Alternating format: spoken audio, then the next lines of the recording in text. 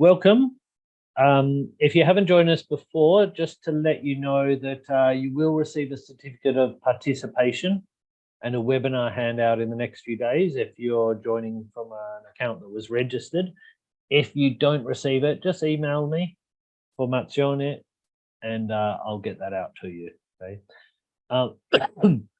The handout for this week is particularly good. It has, I think, 5 or 6 pages of worksheets after that we created that you can use in your lessons, you can print out, and it even has a Kahoot link, and it's got a lot of extra links there. So make sure you contact me if you don't get that automatically.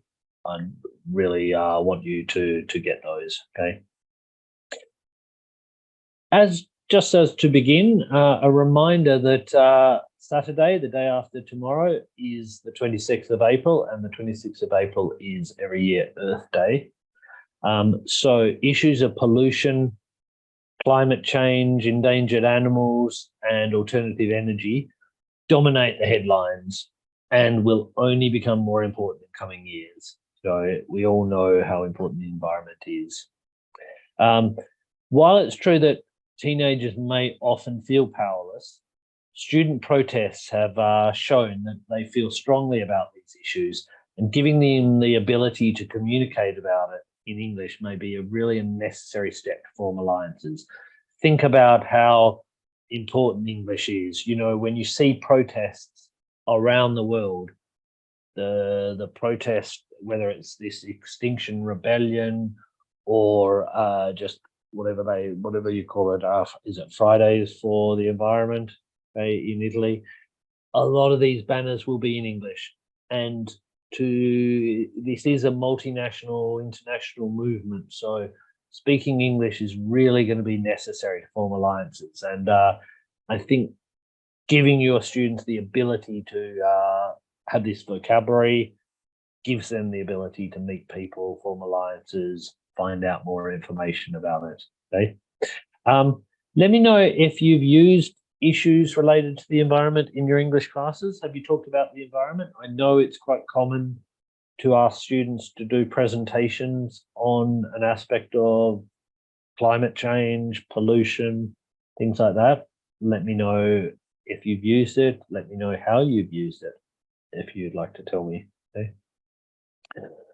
Just to remind you that we always have some objectives, and I hope by the end of this session, you should be better able to identify and explain new vocabulary regarding the environment in your classes. You should be able to incorporate environmental issues into their English classes. And we're actually looking a little bit today about physics and geography CLIL classes. So we always get some requests to incorporate CLIL, okay? Also to introduce speaking and writing activities into English classes on issues regarding the environment, okay? Oh, David Attenborough, really nice English voice. If you want to hear English pronounced very beautifully, it would be that, okay? Gaetano mentions B1 Cambridge course. We are going to be looking a little bit about B1 and B2. Often issues of environment come up in these, okay? Angela built a thermometer. Wow. Okay. Sounds like you got some great ideas. Okay. And we are going to look at literature topics regarding pollution and the environment. Okay. What I'd like you to do is open up your Kahoot app and go to this pointed at the screen, or enter that game pin.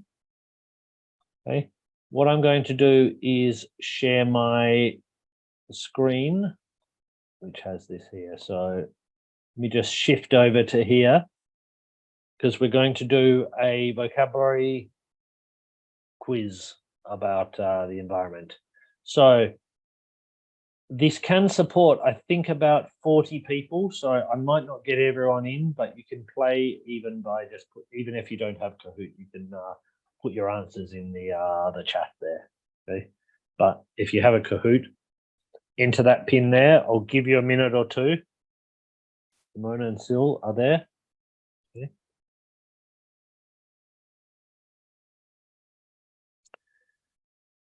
and we'll start going. Don't worry, I'm going to leave it for a while.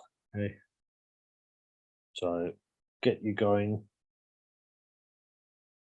Give you a minute or so to join. As I said, if you don't have Kahoot, you can just join by going to kahoot.it using the app. If you don't have it, feel free just to stay on and get the chat ready. Okay. This Kahoot, there's a link for this in the handout. So this is a Kahoot that we've created. You'll be able to use it in your classes, whether it's for Earth Day or not.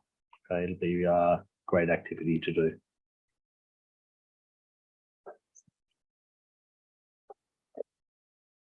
Give people another minute to join, and then we'll start going. If you have any problems, let me know in the chat. Maybe I can help you.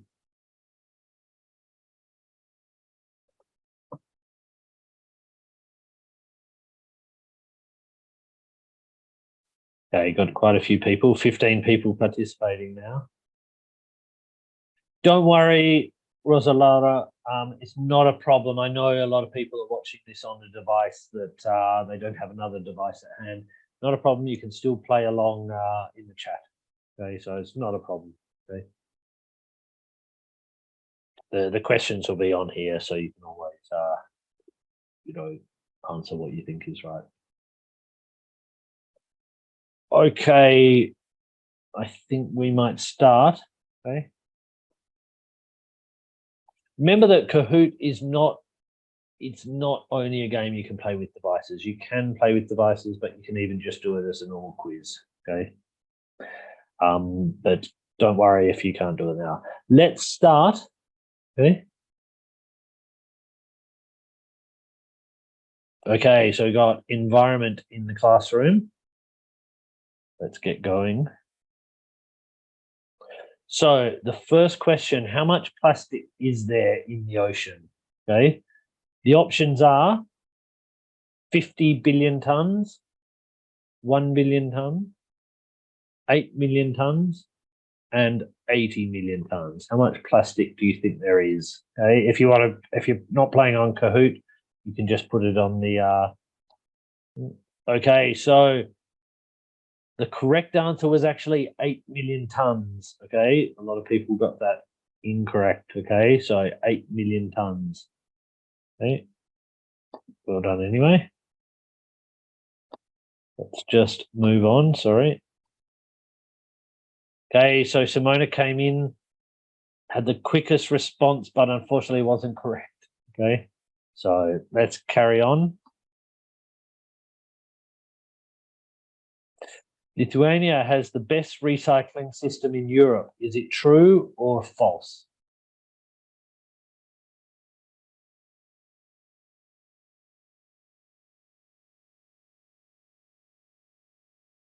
True. Okay, most people got that correct. Okay, a few people in the chat also. Okay.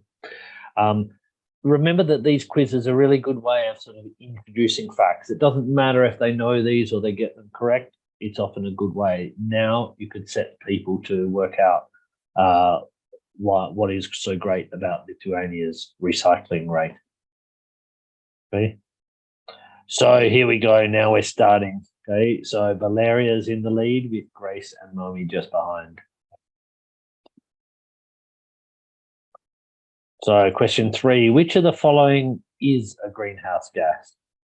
Oxygen, carbon dioxide, nitrogen, or hydrogen? Remember, if you didn't manage to join, you can still join by entering that code at the bottom, okay?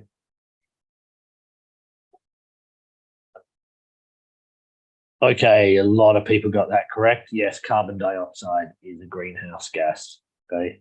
Oxygen, nitrogen are present, but they're not greenhouse gases in themselves. Hydrogen, I believe not, okay? So, bit of a shift there. Grace has come up, and Simona and Valeria quite close behind her. Have a look at the next one. Okay, complete the sentence. One of the most important issues facing humans is climate change. So do we have an article, the, a, nothing, or an? Good vocabulary on here. Or grammar, maybe we should say. Most people got this correct. It is nothing. So be very careful when you're teaching students about these sort of global issues, whether it's climate change, poverty, unemployment, drugs. We generally don't use the. Okay, we're not talking about something specific. We're talking about something general, so we don't use the article. Okay, a few changes, but Grace and Simona and Valeria are still in the lead. One moment. Let's go on to the next one. Okay, complete the sentence. Protecting environment is every human's responsibility. Again, with the articles, the, nothing, or and. Protecting environment.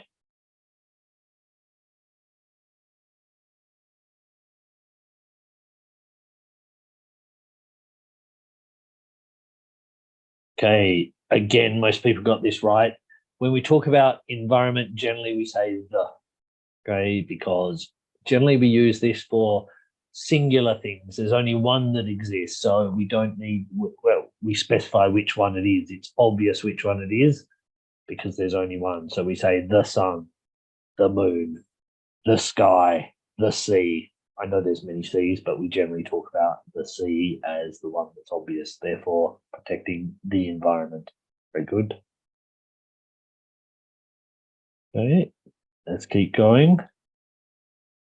Question 6, endangered animals are animals such as tigers, which face a real threat of extinction in the near future. Again, articles.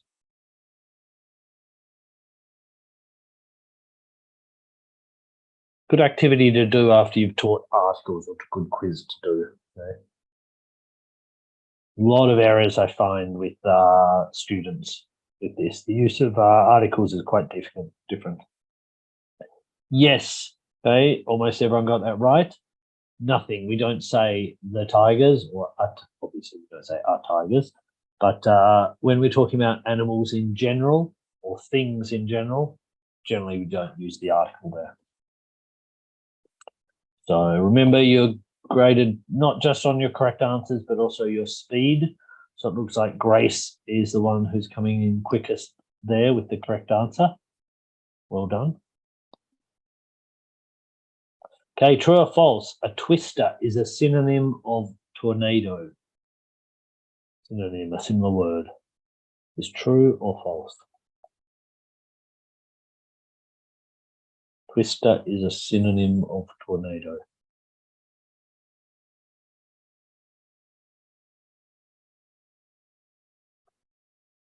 Okay, again, most people got that correct. Twister is a synonym of tornadoes. It's a bit more informal.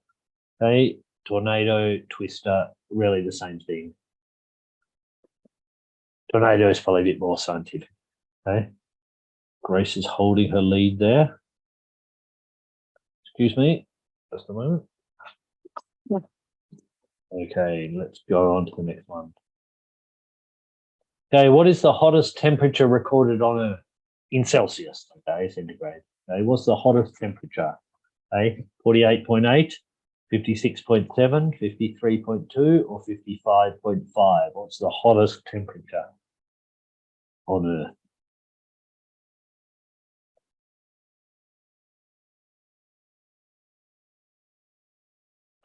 It is 56.7. Okay, a bit of a difficult one there. Right, people all over there, but most people got that correct.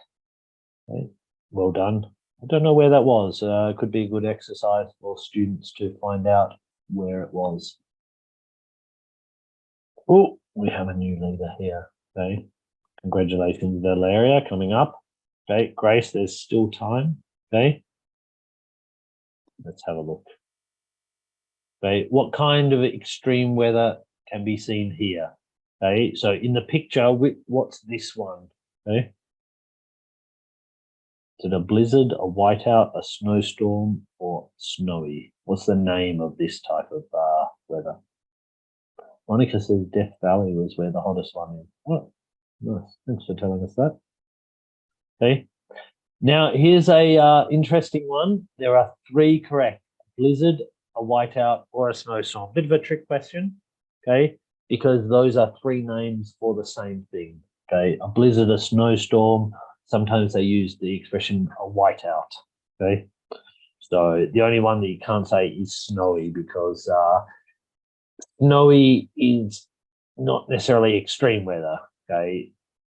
When it's a lot of wind and a lot of snow, we say it's a blizzard, snowstorm, or whiteout. Notice that when you make these cahoots, it's quite fun because you can actually nominate more than one as correct. So you can give students more of a chance there. In fact, we had all winners there. No one actually, oh no, sorry, we did. 2 people actually chose the wrong one. Great. Okay, let's see. Valeria's still in the lead. Grace very close behind. Okay. Valeria's got them all right. Okay. Deforestation is the process of planting trees. True or false?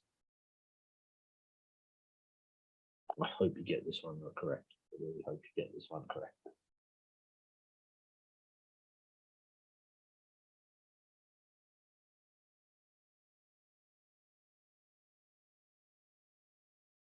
Okay, everyone got that one correct. So I'm glad you know that. Okay, it might be a bit more difficult for your students, but deforestation is not the process of planting trees. It's the process of cutting down trees. Again, might be worth teaching students to plant and to cut down. Okay. So the podium, let's see the winners. Simona in 3rd place. Congratulations, Simona. Grace in 2nd place. Sorry you didn't win. You were winning for most of it. And then we have Valeria in number 1 place. Congratulations, Valeria.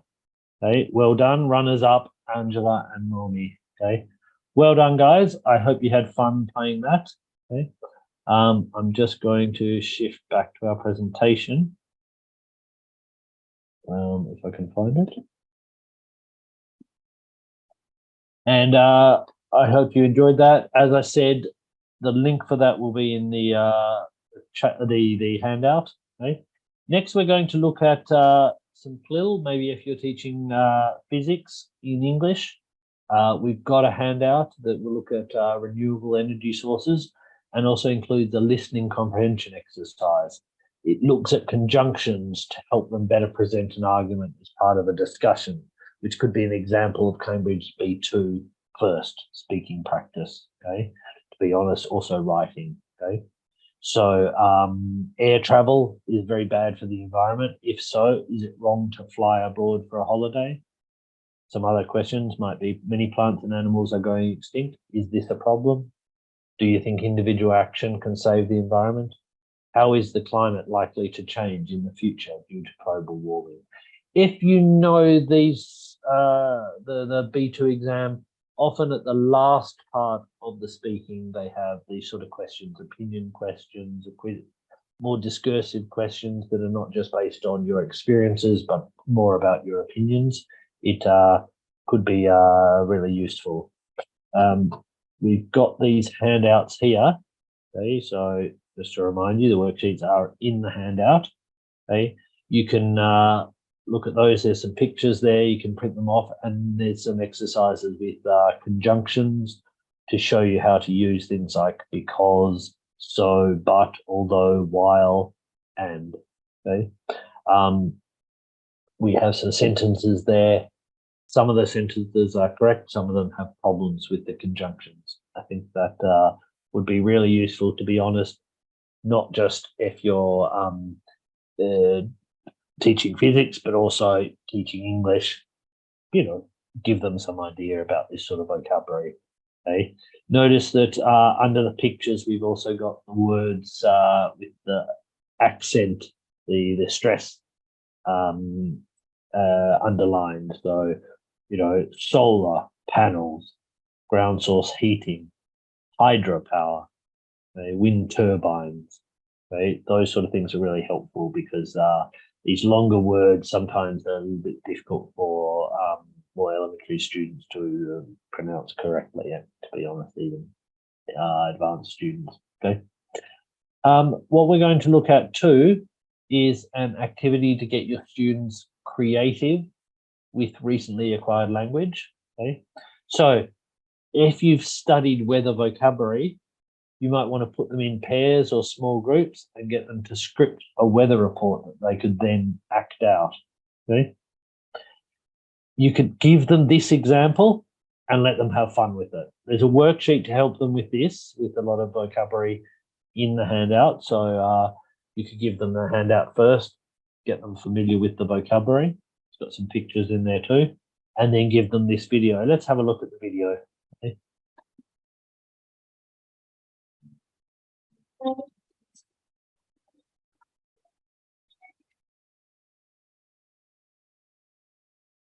Thank you for tuning into Maple Leaf's Worldwide Weather Report. We'll be checking on the weather all over the world with Tim Tiger. First, Canada. How's the weather? It's snowy. It's snowy in Canada. Thank you, Tim. Next, Mexico. Tim, how's the weather? It's sunny. It's sunny in Mexico. Thank you, Tim. Next, England. Tim, how's the weather? It's foggy. It's foggy in England.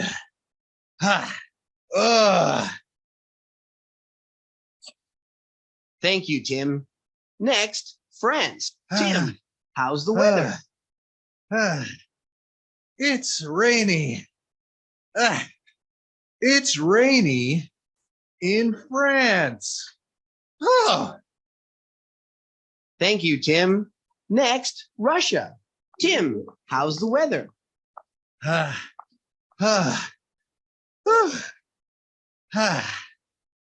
It's cold. It's cold in Russia. Thank you, Tim. Next, Australia. Tim, how's the weather? Hold on. I'm coming.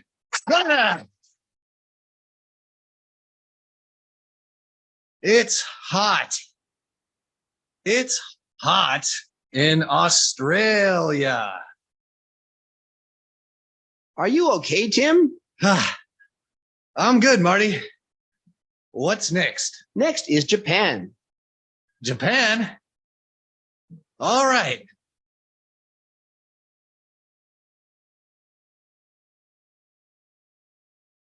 Next is Japan. Tim, how's the weather in Japan? Tim? I'm coming. Tim? Oh, I'm on my way. Oh, I'm almost there. It's cloudy. It's cloudy in Japan. Thank you, Tim. Oh. Next is Mars. Mars? Yes, Mars. No, Marty. I quit.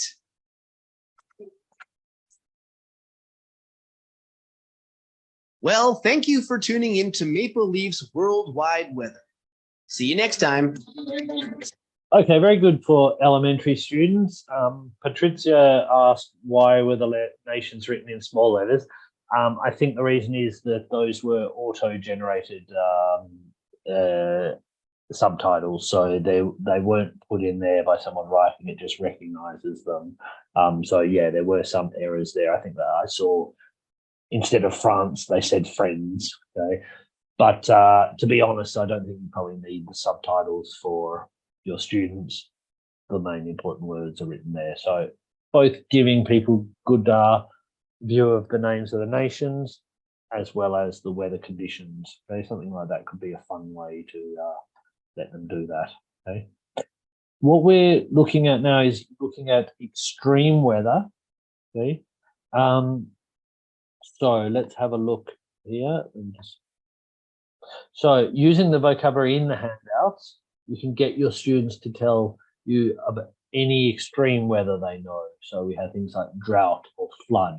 As I said, there's some handouts there that have this vocabulary there. Okay.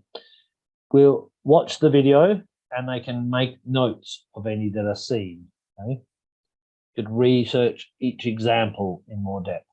Okay. Are you coming up with a weather report using extreme weather? So these weather reports are really good vocabulary practice. They can do a presentation and maybe even do video it, put it on YouTube if you want. A lot of students are quite good at this sort of editing.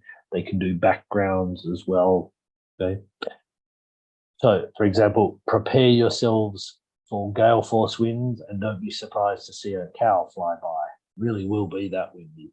Okay. They can present it to the class, and alternatively, they can make a project on one form of extreme weather, causes, effects, and preventative measures.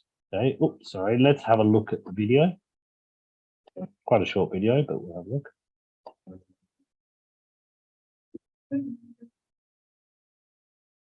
These are auto-generated.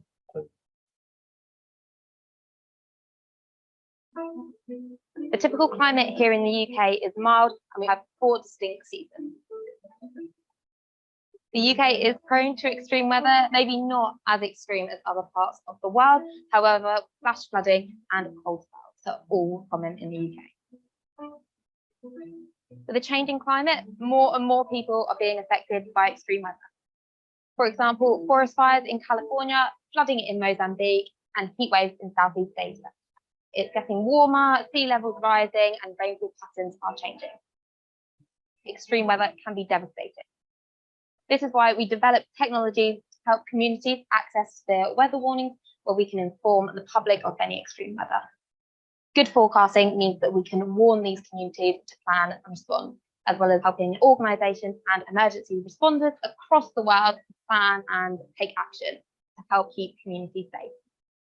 Climate change will have an effect on extremes all over the world, so we have to be prepared.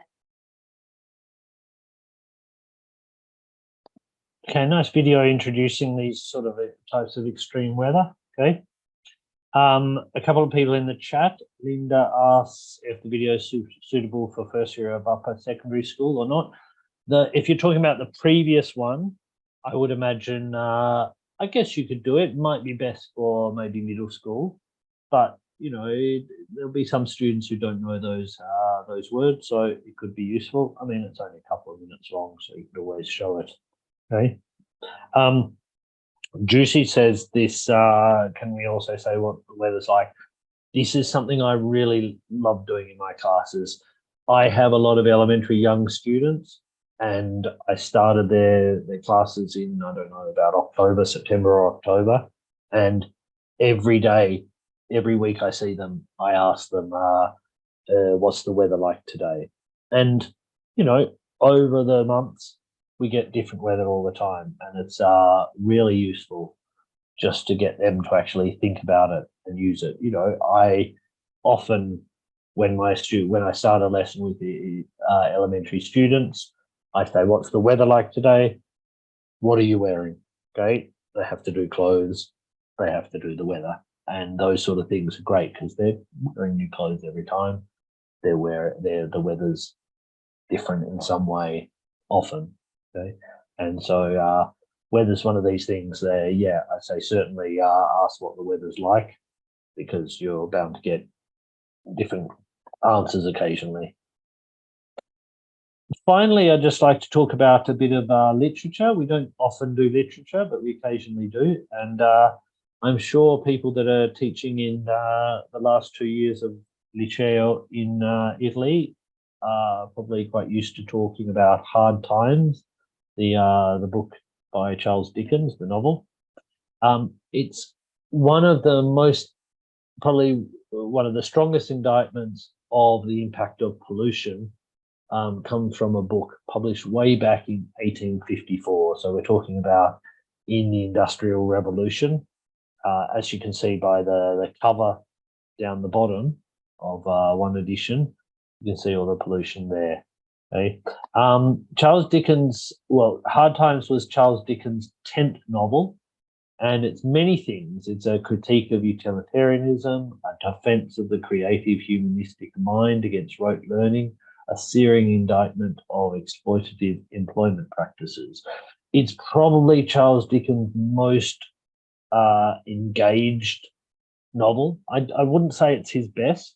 I might reserve that for probably my favourite, which is Great Expectations, or maybe also what's the other one I'm thinking of?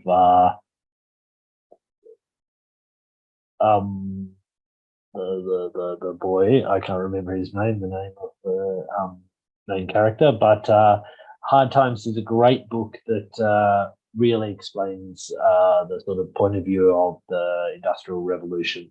One of his few books that is not set in London. Okay, I'm not actually thinking of Oliver Twist. I'm thinking of the I've got a lapsus. David Copperfield, exactly. Sorry, thank you, Fabiola. David Copperfield, which is one of my favourites. Okay, but I'd certainly recommend Hard Times. It does give you a good idea of how Charles Dickens also engages with the society. Okay, one of the strongest passages from Hard Times comes at the beginning of chapter 5. In this, the town in which the novel is set and its inhabitants are described. Okay, Valeria's already way ahead of us, and she knows this passage. Okay, it is a passage that is often in the literature books of Italian schools. So I think you may find this exercise quite useful. I've included the passage and also a worksheet about it in the handout. Okay. It talks about the town and the inhabitants. Here we see Dickens, a great English comic writer, at his most scathing. So he started out as a very comical writer. Some of his books are less comic, but all of them have comic moments in them. This one I don't think you'd say is comic, but it's still very creative in a sort of ingenious way. Describing Coketown, a northern industrial town, possibly based on Manchester or Preston, so two northern English towns that are, cities now, but that were really the main cities of the Industrial Revolution.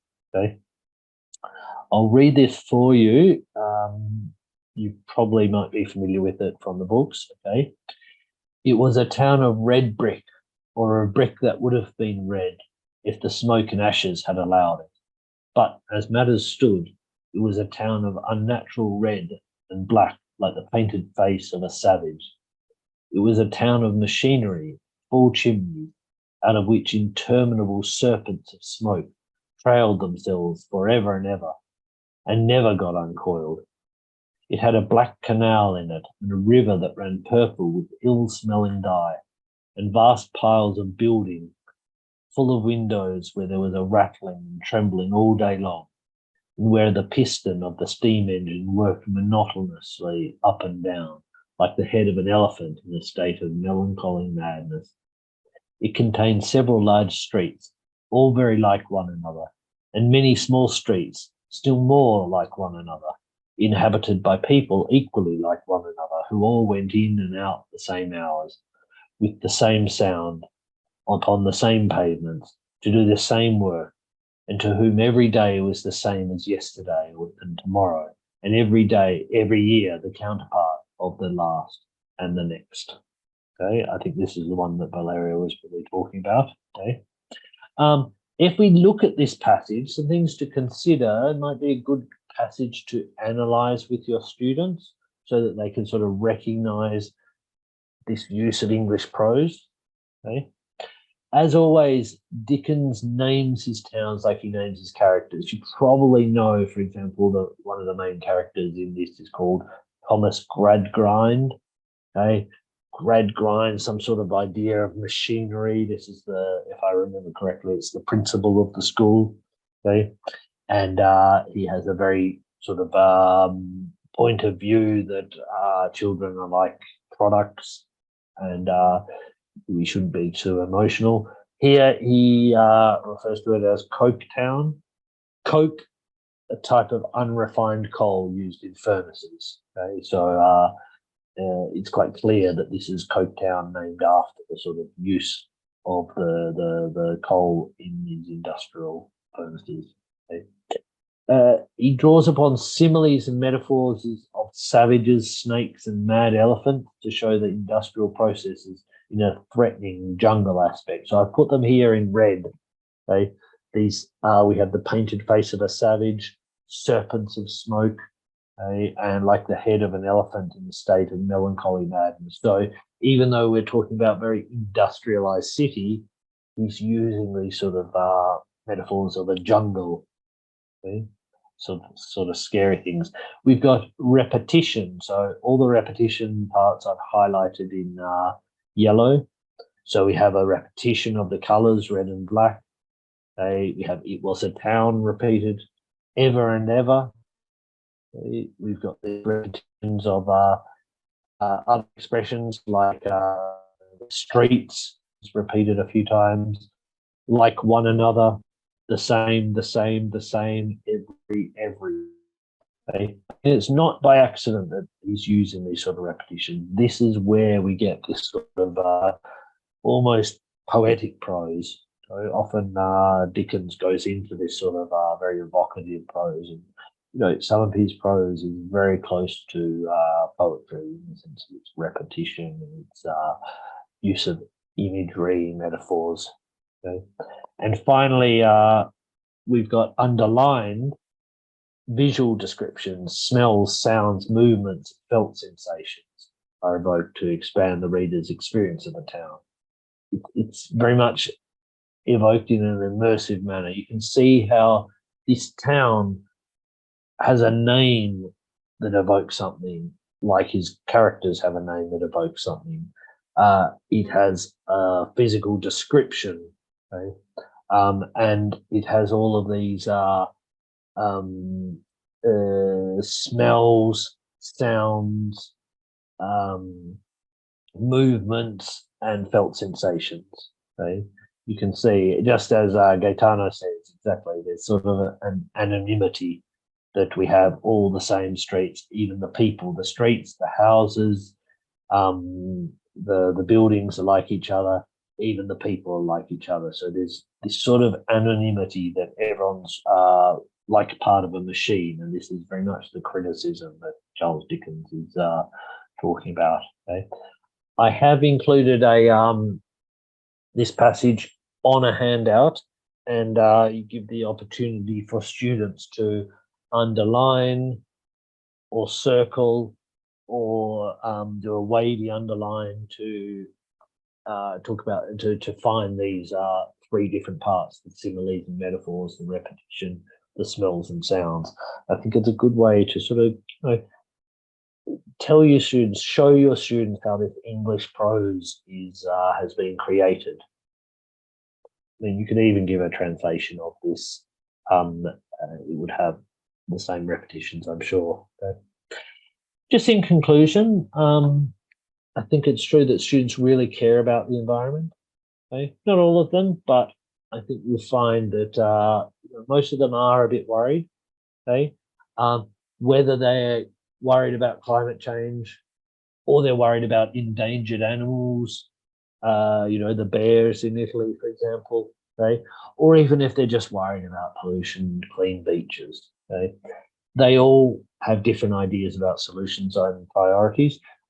Debates are great activities for these, get students to either choose a side, or sometimes I put, them into sides according to what I like. The students have to actually argue, maybe even against their point of view. Okay, you could get them to do some research and get them to come in, about solutions, about ways to prevent climate change, or keep the beaches clean, or how we can protect animals, things like this. As I think, I'm not sure if it was Gaetano said in the chat before, Cambridge exams love these things, whether it's the writing or the speaking, or to be honest, also in the reading passages. The environment is a very common issue. Look, just because it's a very common issue in our lives, and knowing this sort of thing is, you know, what they're going to meet in the future, whether it's in something they're studying or just to understand the news and what people are talking about. Okay, preparing them with some of this vocabulary, this knowledge, expressions, it really will maximize their chance of passing these exams. Even these things like articles, you know, letting students know these rules will allow them to be able to say things like the environment, but not the global warming. Okay. A good example, whatever your view about her, I know some people don't like her, but Greta Thunberg is a very powerful force who, obviously, she's not a first language English speaker, but she speaks English like a first language speaker. Okay, even when she was very young, a bit older now, but even when she was like 15, 16, you could see she was fluent in English, and she used that to talk at the United Nations, to talk to people, to tweet, things like that. And you can see how use of English really made her a global figure. And she should be, I mean, at least in that aspect, you know, a model to your students, to say that, you know, English can really open your exposure to the world, not only in what you can take in, but what you can express. Speaking Italian is fantastic, but you're really restricted to Italy and maybe a bit of Switzerland, okay, Malta maybe. Other ideas you could use, brainstorming, task-based learning. We do things in our English centres, American centres too, where students have to come up with ideas to help traffic problems, to help cleaner cities, to design methods of making a school more environmentally friendly. So these sort of things are great. Once they've got this vocabulary, give them opportunities to speak about it. Okay, songs, videos, news items, they're all great ideas. Okay, songs, I can really recommend Marvin Gaye, Mercy, Mercy Me. Okay. This webinar today was a suggestion from someone in last week's. Someone talked about Earth Day, so I thought I'd pull up this one on the environment. So please let us know your suggestions. Which ones would you like? Do you have ideas for future webinars? I may have some already created that I could do again. If not, I can create them. So please let me know. You feel free to email me with suggestions too. Remember that if you have emailed us, you know, you will find if you have not received your certificate of participation or your webinar handout in a couple of days, please email me at Formazione and I'll make sure you get that to you. Okay.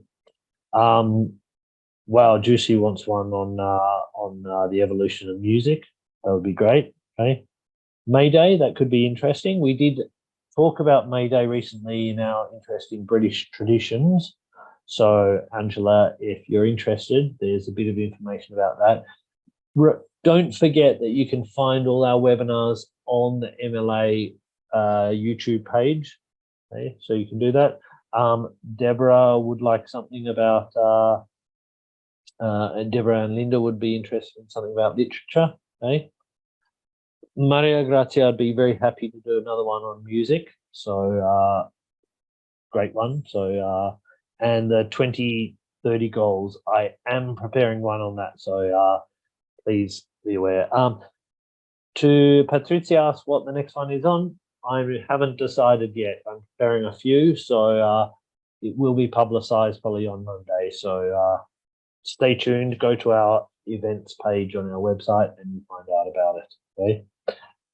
A few people have asked for webinars on literature. What I do is put in a few literature points in different webinars. I don't know if I do one whole one on literature, I might choose some literature you're not doing, but I will certainly increase the amount of literature ones we put in the other webinars. But yeah, we might look forward to having one. I would love it. I'm a literature graduate. Okay. Thank you very much for attending, and I'll see you next week. Okay. We'll let you know what the webinar is on in the next few days, probably on Monday. Okay. Thanks, everyone, and have a good Earth Day on Saturday. Bye, bye, bye.